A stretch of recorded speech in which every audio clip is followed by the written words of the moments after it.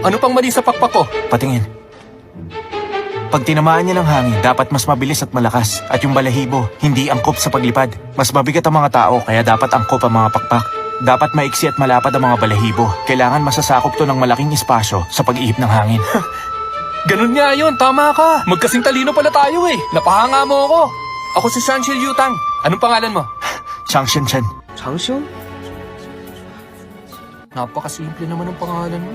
Si Shifu ang nagbigay sa akin noon para daw magkaroon ako ng mahabang buhay. Eh ikaw, bakit Sanshil Yutang? Ibig bang sabihin nun, pang 36 ka sa pamilya ng Tang? Kung ganun, talagang kahanga-hanga ang iyong ina. Sanshil Yutang ang pangalan ko. Hindi yung rango sa pamilya ko. Nung una ako makapasok sa talaan ng Jingyun, pang 36 ako. Talaan ng Qingyun? Ang nilikha ng dalubhasa sa astronomiya para sa mga pinakamagaling na mga tao at halimaw? Kung ganun,